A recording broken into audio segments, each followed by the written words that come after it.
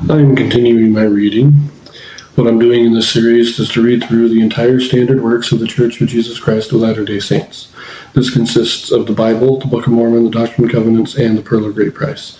I am reading in a chronological order of events, not according to publication or volume, so I will be skipping around a little bit as I move along.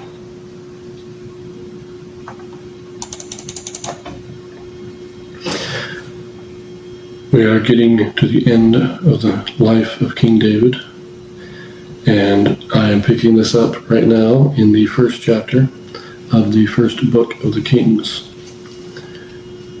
And this is him, this chapter I will read in 2 videos, and when it is done, then I will be returning to finish out the first book of Chronicles. So here we have the first book of the Kings, commonly called the third book of the Kings. Chapter 1. Abishag cherishes David in his extreme age. Adonijah aspires to be king. Bathsheba and Nathan advise David of Adonijah's plotting. David names Solomon as king, and he is anointed by Zadok. Adonijah's cause fails. Now King David was old and stricken in years, and they covered him with cloths, but he gat no heat.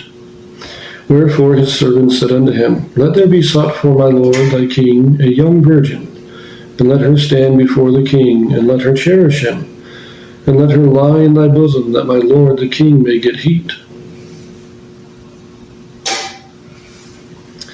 So they sought for a fair damsel throughout all the coasts of Israel, and found Abishag, a Shunammite, and brought her to the king. And the damsel was very fair, and cherished the king, and ministered to him. But the king knew her not. So, when it says cherish, this is to wait upon. She was kind of a servant to him, but most likely married. They were married so that she could live and serve him in this way without any impropriety. However, it says the king knew her not. In other words, there was no sexual relation. Of course, he was in his late 60s by this time. He probably wasn't capable of it anymore.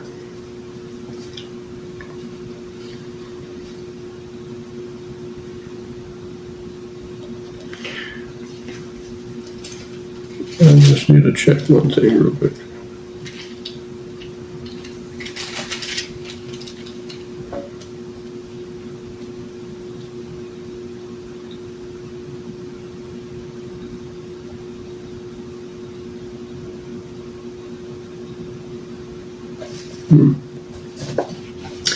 Verse 5. Then Adonijah, the son of Haggith, exalted himself, saying, I will be king. And he prepared him chariots and horsemen, and 50 men to run before him. And his father had not displeased him at any time, in saying, Why hast thou done so? And he also was a very goodly man, and his mother bare him after Absalom. And he conferred with Joab the son of Zeruiah, and with Abiathar the priest, and they followed Adonijah. And they, following Adonijah, helped him. But Zadok the priest, and Benaiah the son of Jehoiada, and Nathan the prophet, and Shimei, and Rei, and the mighty men which belonged to David, were not with Adonijah. And Adonijah slew sheep, and oxen, and fat cattle by the stone of Zoheleth, which is by En-rogel, and called all his brethren the king's sons, and all the men of Judah the king's servants. But Nathan the prophet, and Benaiah, and the mighty men, and Solomon his brother, he called not. So, of David's sons, Amnon was eldest, but he was killed by Absalom. Absalom was actually third. The second was Kileab. Adonijah is fourth. We don't know what happened to Kileab, but so we don't know why. We're not really given a reason why Adonijah would think he would inherit. He's not the oldest. He's not, as far as we know, he's not even the oldest surviving. But he thinks he's going to be king. And it says there, when it says his father had not displeased him in saying, why hast thou done so? He was kind of lording himself up. He kind of had his own army. It is 50 men. And he was building up his own following. He's like, I'm going to be king. And David never corrected him. David never said, no, you're not. But Joab and Abiathar is one of the high priests, Zadok, and Joab, of course, the captain of the host. They side with Adonijah, and they start helping him. They start helping him gather the people and get his following going. And he throws this big party, this big feast, and he invites all of David's sons except Solomon. And he doesn't invite, of course, those men who are not with him. And you know, Joab, he's the captain of the host. But the mighty men, they stay with David. They don't side with Adonijah. The mighty men being David's elite bodyguard. Anyways, let us continue. Verse 11. Wherefore Nathan spake unto Bathsheba, the mother of Solomon, saying, Hast thou not heard that Adonijah the son of Haggith doth reign? And David our Lord knoweth it not? Now therefore come, let me, I pray thee, give thee counsel, that thou mayest save thine own life, and the life of thy son Solomon.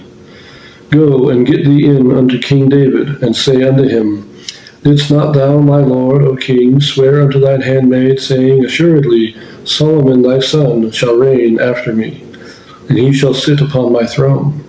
Why then doth Adonijah reign? Behold, while thou yet talkest with the king, I also will come in after thee and confirm thy words. In other words, Adonijah is acting like he is king.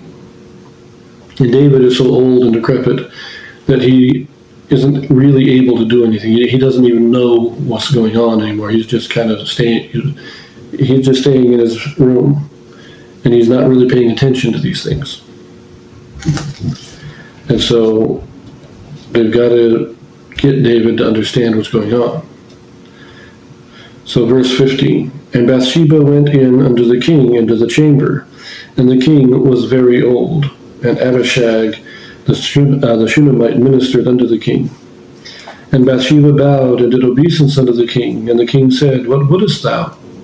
And she said unto him, My lord, thou swearest by the Lord thy God unto thine handmaid, saying, Assuredly Solomon thy son shall reign after me, and he shall sit upon my throne. And now, behold, Adonijah reigneth. And now, my lord the king, thou knowest it not. And he hath slain oxen and fat cattle and sheep in abundance, and hath called all the sons of the king, and Abiathar the priest, and Joab the captain of the host. But Solomon thy servant hath he not called. And thou, my lord, O king, the eyes of all Israel are upon thee, that thou shouldest tell them who shall sit on the throne of my lord the king after him. Otherwise it shall come to pass, when my lord the king shall sleep with his fathers, that I and my son Solomon shall be counted offenders. So remember, Nathan said, you got to do this if you want to preserve your life. And what he meant by that, and you can see the same thing here, is that the people are looking to David to anoint or appoint a successor.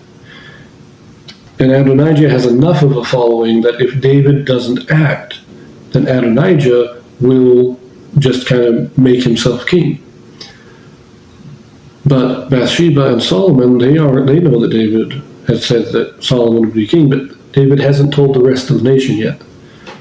And so if he dies without telling the nation, then Adonijah will take the throne and accuse Bathsheba and Solomon of basically treason, saying, you're trying to usurp my authority. I'm now king, and you're trying to dethrone me. And then he could have him executed. So that's what we're dealing with here. Let us continue verse 22. And lo, while she yet talked with the king, Nathan the prophet also came in. And they told the king, saying, Behold, Nathan the prophet. And when he was come in before the king, he bowed himself before the king with his face to the ground. And Nathan said, My lord, O king, Hast thou said, Adonijah shall reign after me, and he shall sit upon my throne? For he is gone down this day, and hath slain oxen and fat cattle and sheep in abundance, and hath called all the king's sons and the captains of the host, and Abiathar the priest, and behold, they eat and drink before him, and say, God save King Adonijah. But me, even me thy servant, and Zadok the priest, and Benaiah the son of Jehoiada, and thy servant Solomon hath he not called. Is this thing done by my lord the king? And thou hast not shewed it unto thy servant, who should sit on the throne of my lord the king after him?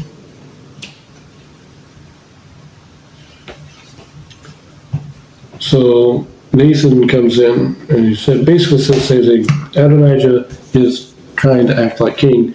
Now, is that what you wanted? Did you not tell me that you had changed your mind about Solomon? And so they're bringing this to David's attention. This isn't done by trickery. This isn't a subterfuge. There's no deceit in this. They're telling the truth, but they're saying it. They're not ridiculing him. They're not chastising him. They're not saying, "Why aren't you out there doing something about it?" They're saying, "No, I like this." Just come and say, Adonijah is acting like he's king. Did you change your? It's kind of like it. Did you change your will? Did you change your mind? Did you appoint him king and just didn't tell us about it? What's going on here? So we will finish this in our next video.